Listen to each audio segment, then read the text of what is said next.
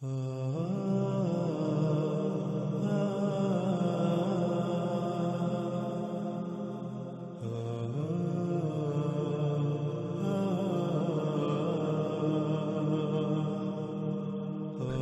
ناظرین، جیسا کہ ہم نے اس روایت میں رسول اللہ صلی اللہ علیہ وآلہ وسلم کے الفاظ کو دیکھا کہ رسول اللہ صلی اللہ علیہ وآلہ وسلم نے اس خام تیل کو، جسے آج انسان اپنے لیے مسیحا سمجھتا ہے، جس خام تیل کی وجہ سے پوری دنیا طرح طرح کی آسائشوں، سہولتوں اور آسانیوں سے مزین ہو چکی ہے، اسے رسول اللہ صلی اللہ علیہ وآلہ وسلم نے دجال یعنی دھوکہ کہا تھا۔ یعنی حقیقت میں یہ مسیحا نہیں ہوگا۔ یہ زمین کا خون جسے آج انسان نے نکالا، اسے اپنے لیے مسیحا کا نام دیتا ہے، اسے اپنے لیے مسیحا سمجھتا ہے، لیکن اس کے نقصانات کیا ہیں؟ ان پر جتنی بھی بات کی جائے اتنی ہی کم ہے۔ اسی خام تیل جس کو رسول اللہ صلی اللہ علیہ وآلہ وسلم نے جفال شر اور انسان کے لیے دجال کہا، اس کے نکالنے کی وجہ سے آج نہ صرف زمین جگہ جگہ سے دنس رہی ہے، بلکہ زمین کی پیدا کرنے کی صلاحیت متاثر ہو چکی ہے، اور اسی خام تیل کے نکالنے کی وجہ سے زمین کا توازن بگڑ چکا، جس کی وجہ سے زلزلے، طوفان اور آندیاں رہی ہیں، اور اس کے علاوہ اسی خام تیل کے نکالنے کی وجہ سے انتہائی بڑے بڑے غیر معمولی عوامل وقوع پذیر ہو رہے ہیں، جو عنقریب انسان کو ایک بڑی تباہی کی صورت میں اپنی لپیٹ میں لے لیں گے۔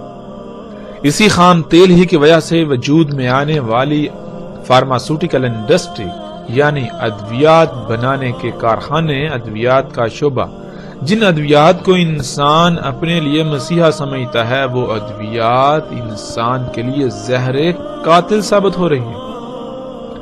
ایسی ادویات کہ جب کسی بیماری کے لیے کوئی دوا خلق کی جاتی ہے، بنائی جاتی ہے، تو وقتی طور پر تو اس دوائی سے، اس بیماری سے آرام ملتا ہے، شفا حاصل ہوتی ہوئی نظر آتی ہے، لیکن حقیقت یہ ہے کہ جب ایک انسان ایک بیماری سے شفا کے لیے اس دوائی کو اختیار کرتا ہے، اسے استعمال کرتا ہے، تو وقتی طور پر تو اسے اس کا فائدہ نظر آتا ہے، لیکن بعد میں وہی دوائی اس ایک کی بجائے کئی طرح طرح کی بیماریوں کا باعث بنتی ہے، اور جس بیماری سے پہلے انسان کو شفا حاصل ہوتی ہوئی نظر آئی، وہی بیماری بعد میں ناسور بن چکی ہوتی ہے۔ اور یہ دجل ایسا دجل ہے کہ جس کو سمجھنا انتہائی مشکل ہے۔ پوری دنیا کے بڑے بڑے عقل مند انسان بھی اس دجل کا شکار ہو چکے۔ کوئی بھی ایسا نظر نہیں آتا جو اس دجل کو دجل کہے، جو اسے دجال کہے، بلکہ ہر کوئی جو بڑے بڑے دماغ ہونے کے دعوے دار ہیں، وہ بھی اس دجل کو اپنے لیے مسیحا ہی تصور کرتے ہیں۔ ان ادویات کی، اس خام تیل سے بننے والی ایجادات کی حقیقت کیا ہے؟ جیسے جیسے ہم آگے بڑھیں گے، اللہ کے فضل سے ہم پر ویسے ویسے حقیقت کھلتی چلی جائے گی۔ اس دجال کا قتل ہوتا چلا جائے گا، اس دجل کا پردہ چاک ہوتا چلا جائے گا، یہ دجل چاک ہوتا چلا جائے گا۔ ان اشیاء پر، ان ایجادات پر، ان مخلوقات پر پڑا دجل کا پردہ، جس وجہ سے یہ دجال ہیں، یہ سب ہمارے سامنے آ جائے گا۔ رسول اللہ صلی اللہ علیہ وسلم نے کہا، اس کا دیکھنے کا ایک آلہ باہر کو نکلا ہوا ہوگا، یعنی دجال ہوگا جیسے کہ بالکل سبز چمکدار شیشہ، اور میں اللہ کی پناہ میں آتا ہوں عذاب قبر سے۔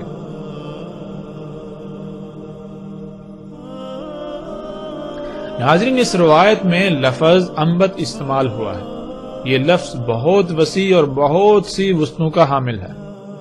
ان میں غالب ترین معنوں کو ہم بیان کریں گے۔ ان میں پہلا معنی یہ ہے، انسانوں، جانوروں، درختوں، چرند پرند سمیت تمام جاندار مخلوقات میں مداخلت کرنے، خود خلق کرنے، پیدا کرنے کی غرض سے انہیں چھیڑ چھاڑ چیر پھاڑ کر کے ان کی ساخت، خلق کرنے کی معلومات سمیت زیادہ سے زیادہ علم حاصل کرنے کے لیے ان کی گہرائیوں تک دیکھنے کی صلاحیت رکھنے والے آلات یا صلاحیت رکھنے والا آلہ، جیسا کہ سکرین پر نظر آنے والی تصاویر میں ہم ایسے تمام کے تمام آلات کو دیکھ سکتے ہیں جن آلات کے ساتھ انسانوں، جانوروں، درختوں، چرند پرند سمیت تمام کے تمام جانداروں میں مداخلت کر کے خود خلق کرنے کے لیے علم حاصل کرنے کی غرض سے انہیں چیر پھاڑ کر کے معلومات حاصل کی جا رہی ہیں، ان کی گہرائیوں تک دیکھا جا رہا ہے۔ ناظرین، اس لفظ کا دوسرا معنی جو پہلے معنی سے انتہائی قریب تر ہے وہ یہ ہے فصلوں، درختوں، پھلوں پھولوں یعنی نباتات وغیرہ میں مداخلت کرنے کی غرض سے، خود پیدا کرنے اگانے کی غرض سے انہیں چیر پھاڑ کر گہرائی تک علم حاصل کرنے کے لیے باریکیوں گہرائیوں تک دیکھنے کی صلاحیت رکھنے والا آلہ۔ پھر اسی طرح ناظرین اس کا تیسرا معنی ہے ایسا دیکھنے کا آلہ جو انگور کی طرح باہر کو نکلا ہوا ہو۔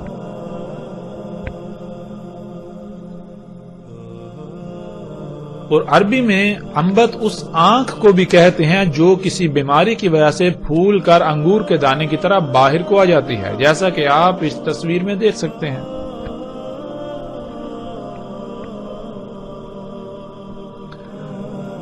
اب ناظرین ہمارے اوپر فرض بنتا ہے کہ ہم اپنے ارد گرد غور و فکر کریں، کیا آج انسان کی خلق کردہ ایسی مخلوقات موجود ہیں، ایسی ایجادات موجود ہیں جن سے یہ سب کام لیا جا رہا ہے جس کا ذکر رسول اللہ صلی اللہ علیہ وسلم نے کیا؟ کیا ایسی مخلوقات موجود ہیں جو دیکھنے کے آلات ہیں وہ سامنے سے بالکل ایسے باہر کو نکلے ہوئے ہیں گویا کہ جیسے آنکھ پھول کر انگور کے دانے کی طرح باہر نکل آئے؟ اور پھر کیا ایسے آلات موجود ہیں جن آلات کی مدد سے تمام کے تمام جانداروں کی چیر پھاڑ کر کے ان کی گہرائیوں تک دیکھا جا رہا ہے یا دیکھا جا سکتا ہے؟ اور جب ہم اپنے ارد گرد نگاہ دوڑائیں، غور و فکر کریں تو ہمارے سامنے ایسے لاتعداد آلات آتے ہیں جو نہ صرف انسان کے خلق کردہ ہیں بلکہ ان سے بالکل وہی کام لیا جا رہا ہے جس کا ذکر رسول اللہ صلی اللہ علیہ وسلم نے کیا۔ اور حیران کن طور پر آج انسان، تقریباً پوری دنیا کے انسان ان آلات کو اپنے لیے مسیحا تصور کیے ہوئے ہیں۔ ان کے نقصانات کیا ہیں؟ ان کا دوسرا پہلو جسے انسان یکسر نظر انداز کرتے ہیں، جس سے اپنی آنکھیں بند کر لیتے ہیں، اس کی بھی ہم وضاحت کریں گے، اس کو سامنے لائیں گے آگے جا کر۔ اور ناظرین وہ کون سے ایسے آلات ہیں، وہ کون سی ایسی مخلوقات ہیں انسان کی ہی خلق کردہ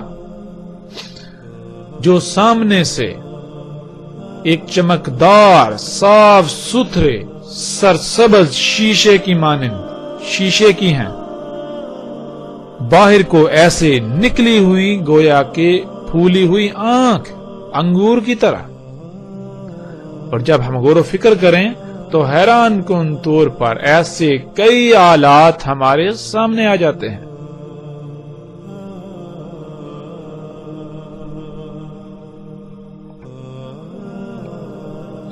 رسول اللہ صلی اللہ علیہ وسلم نے کہا اس کا ایک دیکھنے کا آلہ انگور کی طرح باہر کو نکلا ہوا پھولا ہوا، یعنی دجال بالکل جیسے کہ وہ صاف ستھرا چمکدار شیشہ ہے، سرسبز، ترقی و خوشحالی دیکھنے اور دکھانے والا۔ وہ کون سا آلہ ہے جو آج ہمیں خوشحالی اور ترقی دکھاتا ہے، جو سبز ہے، جو شیشے کا ہے، جو پھول کر انگور کے دانے کی طرح باہر کو نکلا ہوا ہے؟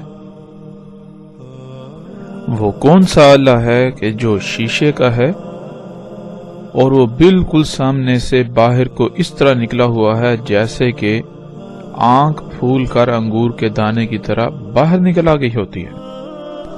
وہ آلہ ہماری آنکھوں کے سامنے ہے۔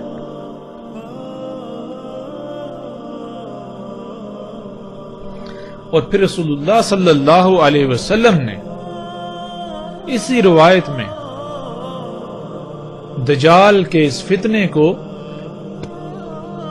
عذاب قبر سے مشروط کر دیا. رسول اللہ صلی اللہ علیہ وسلم نے اس کے ساتھ ہی قبر کے عذاب سے اللہ کی پناہ میں آنے کی دعا کی. عذاب قبر کیا ہے؟ جب تک ہم اسے نہیں سمجھیں گے ہمیں اس بات کی سمجھ نہیں آئے گی. اس وقت ہم عذاب قبر پر بات نہیں کریں گے کیونکہ یہ الگ موضوع ہے جس کا ذکر ہم آگے جا کر کریں گے، لیکن مختصر بات کرتے ہوئے آگے بڑھیں گے. اللہ سبحانہ وتعالی نے قرآن میں ان انسانوں کو مردہ اور قبروں میں قرار دیا جو غور و فکر نہیں کرتے، جو آنکھوں، کانوں اور دل کا استعمال اس طرح سے نہیں کرتے، ان مقاصد کے لیے نہیں کرتے جس مقصد یا جن مقاصد کے لیے اللہ سبحانہ وتعالی نے یہ عطا کی. پھر قرآن کے دوسرے مقام پر اللہ سبحانہ وتعالی ایسے انسان جو غور و فکر نہیں کرتے ان کو دل کا اندھا قرار دیتے ہیں. تیسرے مقام پر اللہ سبحانہ وتعالی ایسے انسانوں کو جو غور و فکر نہیں کرتے ان کو چوپائے جانور قرار دیتے ہیں. اور جب ہم غور و فکر کریں تو یہ بات بالکل کھل کر واضح ہو جاتی ہے کہ عذاب قبر یا قبر کیا ہے. ناظرین، اللہ سبحانہ وتعالی نے انسان کے بارے میں قرآن میں جو بات واضح کی وہ یہ کہ اللہ سبحانہ وتعالی نے کہا کہ تم پہلے اموات تھے، پھر تمہیں حیا کیا یعنی زندہ کیا، اس بشری شکل میں لے کر آئے، پھر دوبارہ تم اموات ہو جاؤ گے، پھر دوبارہ تمہیں حیا کیا جائے گا، زندہ کیا جائے گا، جوڑا جائے گا. اب ناظرین سوال یہ پیدا ہوتا ہے کہ ہمارا جسم جب حیا نہیں تھا تو بقول قرآن کے، اللہ کے کلام کے، یہ حالت موت میں تھا. موت کسے کہتے ہیں؟ موت کہتے ہیں ان چھوٹے چھوٹے ذرات کو، ان ایٹمز کو جس سے ہمارا جسم وجود میں آتا ہے. یعنی ہم حیا ہونے سے پہلے ہم اس وجود سے پہلے چھوٹے چھوٹے ذرات کی شکل میں پوری دنیا میں بکھرے پڑے ہوئے تھے. اور وہ ذرات کیسے ہمارے اس وجود کا حصہ بنے، ان ذرات نے کیسے یہ شکل اختیار کی، جب ہم غور و فکر کریں تو اللہ سبحانہ وتعالی ان تمام کے تمام ذرات کو اکٹھا کرتے ہیں اور اس کو خام تیل کی شکل میں ڈالتے ہیں. یعنی ہماری موت کی، ہمارے ان ذرات کی سب سے پہلی جو منزل ہوتی ہے وہ ہوتی ہے خام تیل. وہ اجزاء، وہ عناصر، وہ تمام کے تمام ذرات خام تیل کی شکل میں ڈلتے ہیں. اس کے بعد زمین اسی خام تیل سے نباتات نکالتی ہے، ان نباتات سے پھر جاندار وجود میں آتے ہیں، جن جانداروں سے ہم گوشت، دودھ حاصل کرتے ہیں. زمین جو نباتات اگاتی ہے ہم انہی نباتات کو کھاتے ہیں جن سے ہمارا یہ جسم وجود میں آتا ہے. ناظرین، اب جب ہم غور و فکر کریں تو ہمیں پتہ چلتا ہے کہ ہماری موت اور حیات کے درمیان کچھ عوامل ہیں، کچھ مراحل ہیں. وہ کیا ہیں؟ ہماری موت جو کہ ہمارا مواد ہے، ہمارا میٹیریل ہے جس سے ہمارا جسم وجود میں آیا، وہ سفر کرتی ہے، کچھ مراحل سے گزرتی ہے. وہ مراحل کون سے ہیں؟ وہ مراحل یہ ہیں کہ ہمارا یہ جسم بننے سے پہلے ہمارا یہ جسم وہ مواد کہاں تھا، یعنی وہ گوشت کی شکل میں تھا. گوشت کس کا؟ گائے، بکری یا مختلف جانوروں کا.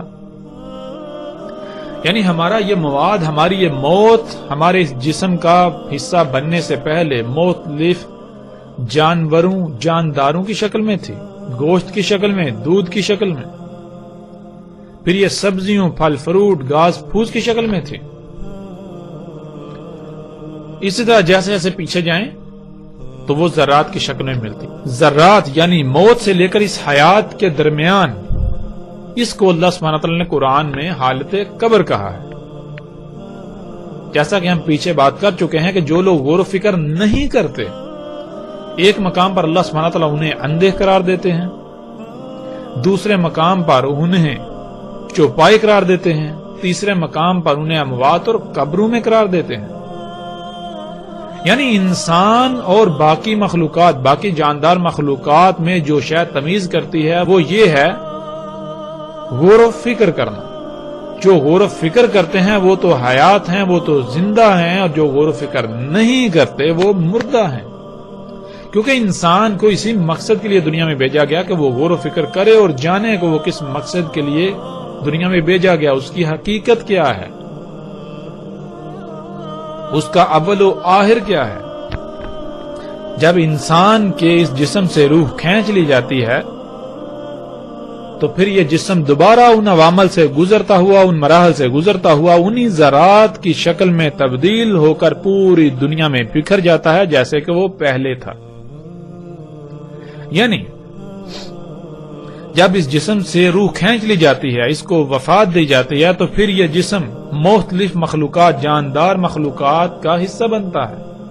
اس جسم کو مختلف کیڑے مکوڑے کھاتے ہیں، وہ کیڑے مکوڑے اور مخلوقات کی خوراک بنتے ہیں، یعنی ان کے وجود کا حصہ بن جاتے ہیں۔ اس طرح چلتے چلتے پیچھے چلتے چلتے ایک وقت ایسا آتا ہے جب دوبارہ انسان اسی حالت میں پلٹ جاتا ہے جس حالت میں وہ پہلے تھا، چھوٹے چھوٹے ذرات کی شکل میں وہ پوری دنیا میں بکھر جاتا ہے۔ تو ان ذرات میں بکھرنے سے لے کر اس جسم کے درمیان، یعنی وفات ہونے کے درمیان جتنے بھی عوامل ہیں، انسان کا جسم جن جن مخلوقات کے وجود کا حصہ بنے گا وہ حالت قبر کہلاتی ہے۔ اور قرآن میں اللہ سبحانہ وتعالی یہ بات بھی واضح کر دیتے ہیں کہ جو اجسام طیب ہوتے ہیں، طیب اجسام سے نکلنے والی روح کے لیے آسمان کے دروازے کھول دیے جاتے ہیں، یوں وہ اوپر چلی جاتی ہے جنتوں میں۔ لیکن اس کے برعکس خبیث جسم سے نکلنے والی روح کے لیے آسمان کے دروازے نہیں کھولے جاتے، بلکہ اس روح کو واپس پلٹا دیا جاتا ہے۔ کون سا آسمان؟ پہلا آسمان زمین کا، جو کہ سطح زمین سے 12 کلومیٹر تک ہے۔ یعنی اگر کوئی انسان خبیث ہے، کسی انسان کا جسم خبیث ہے، اس سے نکلنے والی روح جب اس کو وفات دی جاتی ہے تو اس کے لیے آسمان کے دروازے نہیں کھولے جاتے، اسے واپس پلٹا دیا جاتا ہے۔ اور جب واپس پلٹا دیا جاتا ہے تو ناظرین، جسم کو زندہ ہونا چاہیے تھا، ہم دیکھتے ہیں جسم زندہ نہیں ہوتا، تو پھر وہ روح کہاں جاتی ہے؟ وہ بجلی، وہ الیکٹرک جس نے ہمارے اس وجود کو زندہ کیا، وہ روح، وہ الیکٹرک، وہ بجلی پھر ان کو ایکٹیو کر دیتی ہے، جو وجود، جو مخلوقات، جو جاندار، جو جانور وغیرہ ہمارے اس جسم سے وجود میں آتے ہیں، وہ ہے حالت قبر۔ تو پھر خبیث جسم سے کیا بنے گا؟ خبیث سے خبیث ہی وجود میں آئے گا۔ تو خبیث کون سے جاندار ہیں؟ ہم غور و فکر کریں، سانپ، بچھو، اس طرح طرح کے غلیظ اور خبیث جتنے بھی جاندار ہیں، گویا کہ یہ سب کے سب انسان کی حالت قبر ہے۔ انشاءاللہ ناظرین، اللہ کے فضل سے قبر کے عذاب کے اوپر قرآن سے، آیات کی روشنی میں ہر پہلو سے، ہر لحاظ سے کھول کر بات کریں گے، لیکن آئندہ نشستوں میں الگ موضوع کے تحت۔ ناظرین، یہاں سوال یہ پیدا ہوتا ہے کہ رسول اللہ صلی اللہ علیہ وآلہ وسلم نے دجال کی اس سبزہ خوشحالی دکھانے والی آنکھ کو عذاب قبر سے مشروط کیوں کر دیا؟ اس کے ذکر کے فوراً بعد اللہ سے قبر کے عذاب سے پناہ میں آنے کی دعا کیوں کی؟ اس لیے کیونکہ آج یہی دجال کی آنکھ جو ہمیں سبزہ دکھاتی ہے، جو ہمیں خوشحالی دکھاتی ہے، وہ سبزہ نہیں ہے۔ آج یہی دجال کی آنکھ جو کچھ اللہ نے حرام کیا، جو خبیث ہے، اس کو مزین کر کے دکھاتی ہے، اس کو حلال بنا کر، طیب بنا کر پیش کر رہی ہے، اور پوری دنیا کے انسان ایسی خبیث خوراک کو اپنے جسم کا، اپنے وجود کا حصہ بنا رہے ہیں۔ اس بات سے غافل کہ جب اس جسم سے روح نکالی جائے گی تو اس کے بعد ان کے ساتھ کیا ہوگا۔ جب جسم خبیث خوراک سے، خبیث غذا سے وجود میں آئے گا تو اس جسم سے خبیث مخلوقات وجود میں آئیں گی، جو کہ انسان کی حالت قبر ہوگی۔ ان مخلوقات کو جن مصیبتوں تکلیفوں کا سامنا کرنا پڑے گا، جن حالات کا سامنا کرنا پڑے گا، گویا کہ وہ آپ ہیں۔ ابھی تو اس کا شعور نہیں ہے، لیکن اس کا شعور انسان کو اسی وقت ہوتا ہے جب وہ شعور جو اس جسم میں داخل کیا گیا، جو اس جسم میں ہے، اس کو نکال کر ان مخلوقات میں ڈال دیا جائے گا۔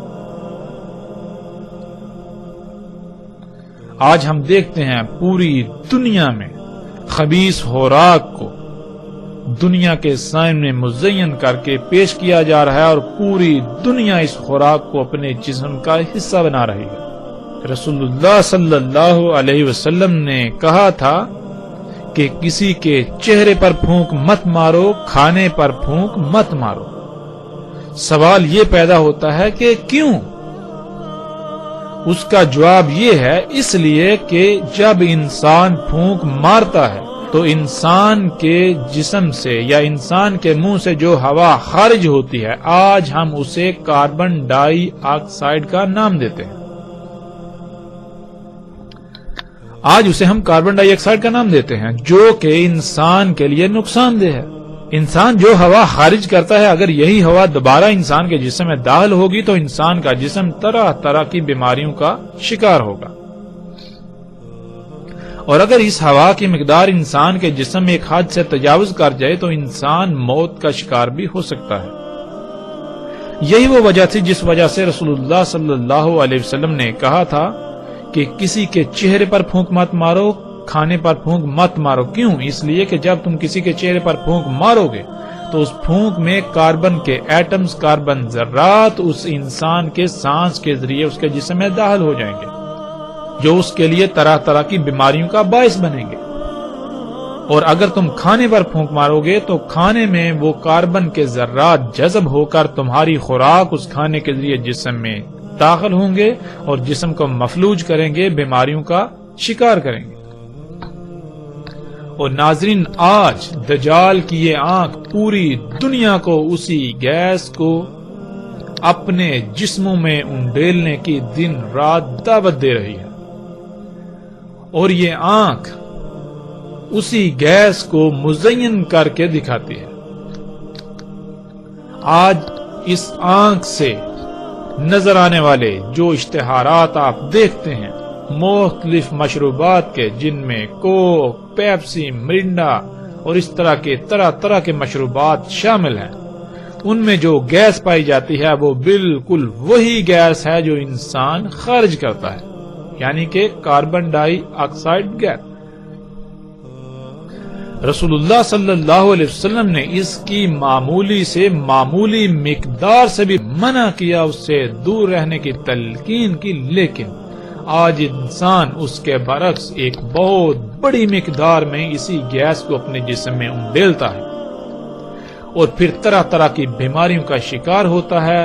یوں وہ پھر ادویات کھاتا ہے، وہ ادویات جنہیں اپنے لیے مسیحا تصور کرتا ہے، وہی ادویات پھر مزید اس میں سائیڈ ایفیکٹس یعنی مزید بیماریوں کا شکار کرتے ہیں۔ پھر انسان اسی گن چکر میں دھنس کر رہ جاتا ہے۔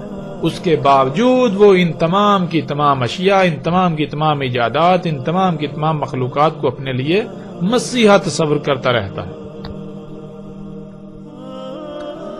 آج یہی دجال کی آنکھ طرح طرح کی خبیث خوراکیں جو ہمارے سامنے پیش کرتا ہے،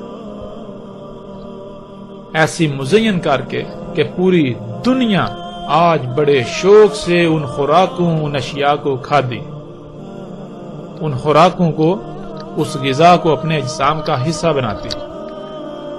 قرآن میں اللہ سبحانہ و تعالی نے بہت سختی سے منع کر دیا۔ آج یہی دجال کی آنکھ پوری دنیا کے انسانوں کو ایسے بیج استعمال کرنے کی دعوت دیتی ہے کہ جو غیر فطرتی ہیں، جن بیجوں سے اگنے والی فصلیں، پھل، سبزیاں کھانے سے انسان طرح طرح کی بیماریوں کا شکار ہو رہے ہیں، طرح طرح سے مفلوج ہو رہے ہیں۔ ناظرین، یہی وہ وجہ تھی جب رسول اللہ صلی اللہ علیہ وسلم نے ذکر کیا اس سرسبز شیشے کی آنکھ کا، جو سبزہ دکھاتی ہے، جو خوشحالی و ہریالی و ترقی دکھاتی ہے، اس کی طرف دعوت دیتی ہے تو ساتھ ہی مشروط کر دیا قبر کے عذاب کو، ساتھ ہی اللہ سے عذاب قبر میں پناہ میں آنے کی دعا کی۔ رسول اللہ صلی اللہ علیہ وسلم نے کہا اس میں کچھ شک نہیں کہ دجال ہوگا ممسول عین الیسرا، ہوگا اس پر زفرہ، قطب ہوگا درمیان اس کے دیکھنے کے آلات کے کافر۔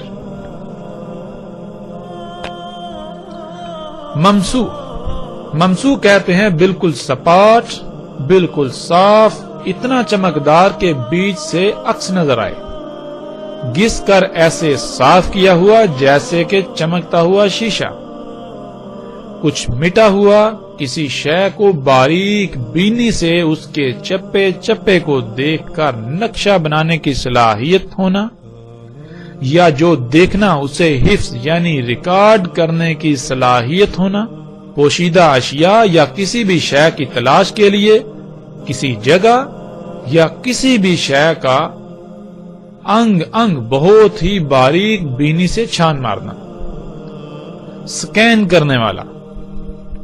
العین جس کو ہم پہلے بھی جان چکے ہیں، العین کہتے ہیں رنگوں کا ادراک کرنے والا یعنی دیکھنے والا آلہ، دیکھنے کا آلہ۔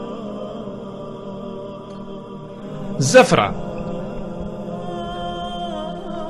ناظرین زفرہ کا ترجمہ ناخن کا کیے جاتے ہیں۔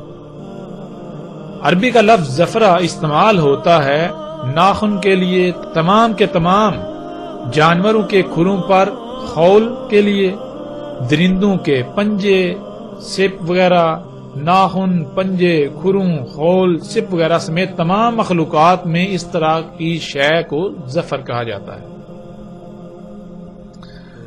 اور جب ہم اس میں غور و فکر کریں تو ہم پر یہ بات بالکل کھل کر واضح ہو جاتی ہے کہ ناخن ہوں، پنجے ہوں، سپ ہوں، جانوروں کے کھروں کے خول ہوں، بنیادی طور پر یہ سخت پلاسٹک ہے، ہارڈ پلاسٹک۔ اس لیے عربی میں زفرہ کہتے ہیں ہارڈ پلاسٹک کو، یعنی اس مواد کو جس مواد سے ناخن وجود میں آتے ہیں۔ ناخن کیا ہے؟ ناخن پلاسٹک ہے۔ زفرہ کہتے ہیں کسی بھی شے میں مخلوق پلاسٹک کو، سخت پلاسٹک کو۔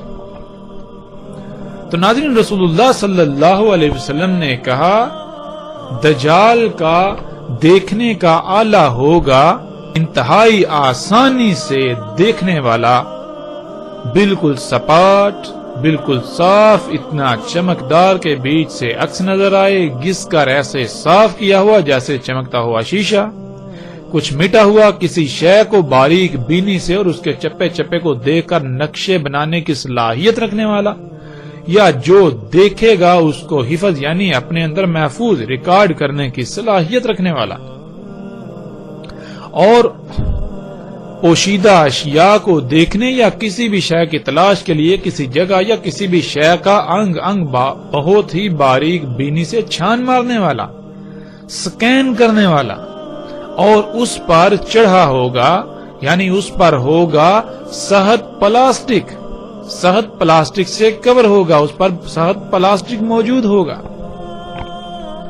تو ناظرین آج جب ہم اپنے ارد گرد غور و فکر کریں اور دیکھیں کیا انسان کی خلق کردہ ایسی کوئی مخلوقات ہیں جن میں ایسی تمام باتیں موجود ہیں جن کا ذکر محمد رسول اللہ صلی اللہ علیہ وآلہ وسلم نے کیا، جب ہم غور و فکر کریں تو ہم دنگ رہ جاتے ہیں۔ ہاں بالکل ایسی تمام کی تمام مخلوقات موجود ہیں۔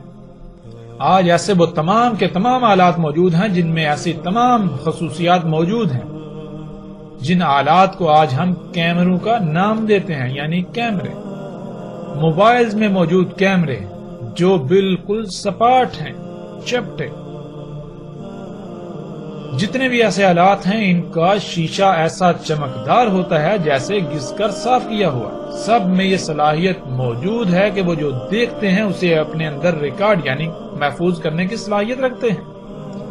انہی کیمروں کی مدد سے آج دنیا کے چپے چپے کو دیکھا جا رہا ہے، انہی کیمروں کی مدد سے آج دنیا کے نقشے بنائے جاتے ہیں، جہاں تک کہ جو دنیا کا جدید ترین نقشہ ہے اور مصدقہ ترین، سب کا قابل اعتماد ترین جو نقشہ ہے اسے آج گوگل ارتھ کا نام دیا جاتا ہے، گوگل ارتھ کہا جاتا ہے، وہ بھی اسی دجال کی عین سے بنایا گیا،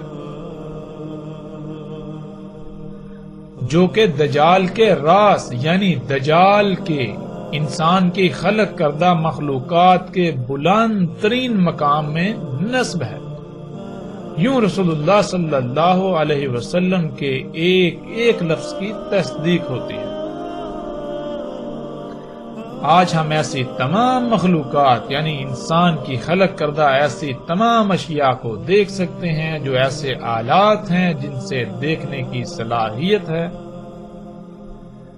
جن میں دیکھنے کی صلاحیت ہے، جن سے بہت ہی بآسانی دیکھا جا سکتا ہے، جو دنیا کے نقشے بنانے کے لیے، اشیاء کی سکیننگ کے لیے، دنیا کے چپے چپے کو دیکھنے کے لیے، خفیہ پوشیدہ اشیاء کو دیکھنے کے لیے، راتوں میں اندھیروں میں دیکھنے کے لیے استعمال ہو رہے ہیں۔ آج انسان ان تمام کے تمام آلات کو اپنے لیے مسیحا تصور کرتا ہے، لیکن رسول اللہ صلی اللہ علیہ وسلم نے ان سب کو دجال کہا۔ یہ سب کا سب حیات الدنیا ہے، یہ شیطان ہے۔ آج انسان اسی شیطان کے خطوات کی اتباع کر رہا ہے۔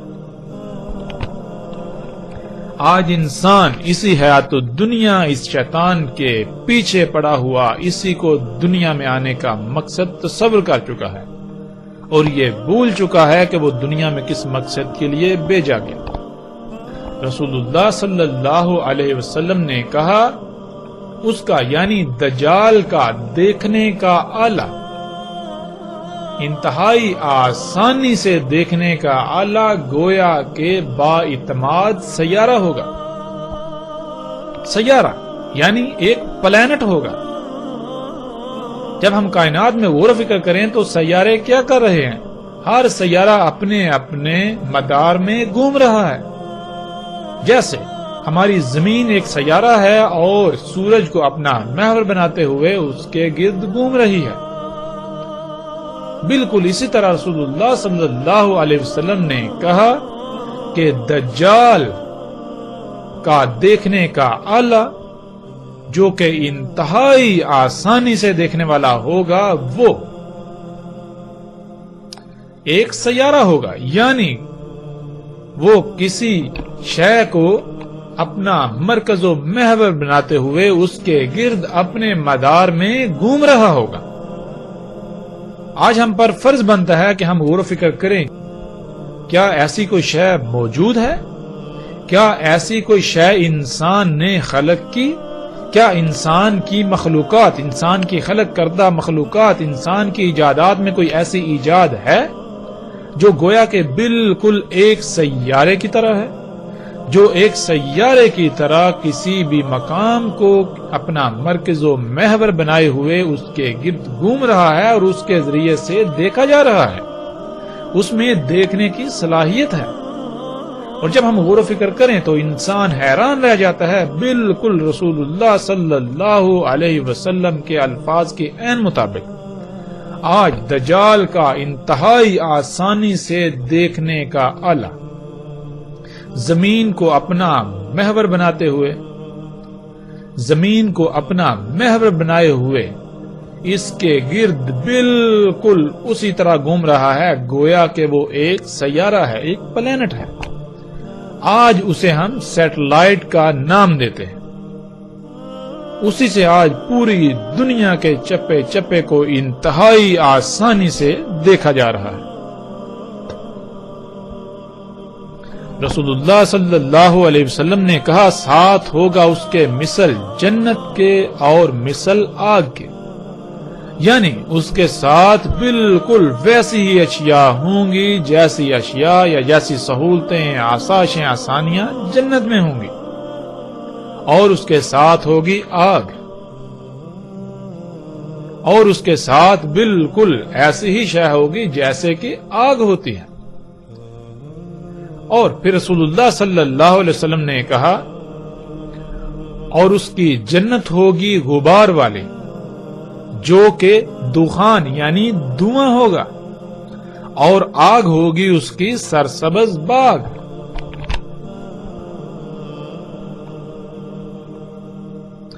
رسول اللہ صلی اللہ علیہ وسلم نے کہا، اور ساتھ ہوگا اس کے مثل جنت کے اور مثل آگ کے، اور جنت ہوگی اس کی غبار سے بری ہوئی جو کہ دھواں ہوگا، اور آگ اس کی سرسبز باغ ہوگی۔ سب سے پہلی بات تو یہ ہے کہ دجال کی جنت میں جو بھی داخل ہوگا، حقیقت میں وہ آخرت میں جہنم میں ڈالا جائے گا، اور جو دجال کی آگ میں کودے گا تو آخرت میں اللہ سبحانہ و تعالیٰ اسے جنت میں داخل کرے گا۔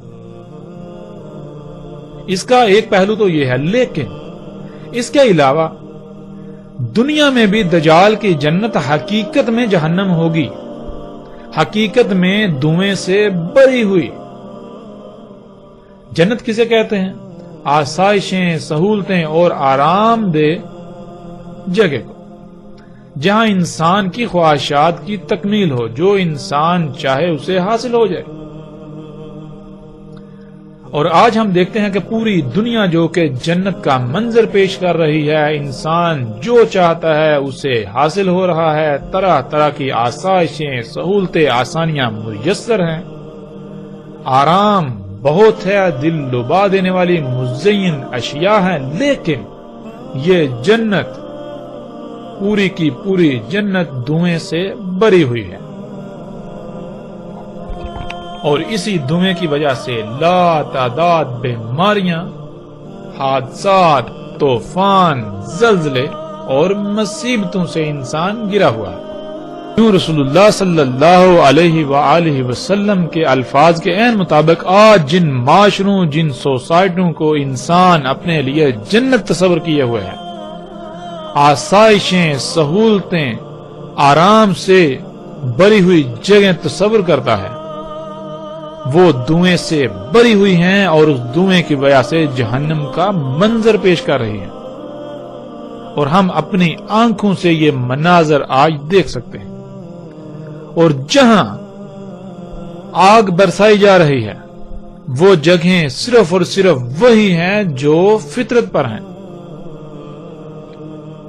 جو حقیقتاً سرسبز باغ ہیں۔ ایسے لوگوں کو آج چن چن کر مارا جا رہا ہے، ان پر آگ برسائی جا رہی ہے جو یہ کہتے ہیں کہ دین فطرت ہے اور فطرت پر قائم ہونا ہے۔ ہم فطرت پر قائم ہونا چاہتے ہیں، دنیا کو فطرت پر قائم کرنا چاہتے ہیں۔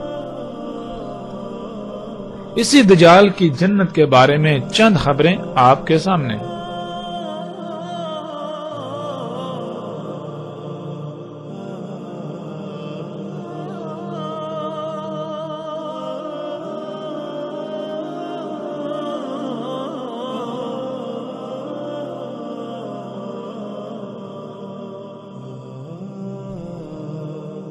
دجال کی جنت یعنی جدید سہولتوں، آسائشوں، آسانیوں سے مزین یہ جدید ترین معاشرے جو کہ دجال کی جنت ہے، لیکن در حقیقت وہ جہنم ہے، وہ جنت نہیں ہے۔ انسان اسے جنت سمجھتے ہیں، حقیقت میں وہ جنت نہیں۔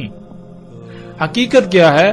حقیقتاً وہ جہنم ہے، دھویں سے بری ہوئی، جس دھویں کی وجہ سے لا تعداد بیماریاں، اچانک اموات کی شرح بہت زیادہ، بے چینی، بے سکونی، بے اطمینانی، ہر طرف باغم باغ، پریشانیاں، طرح طرح کے مصائب، لیکن اس کے باوجود اکثریت کو یہ سب نظر ہی نہیں آتا۔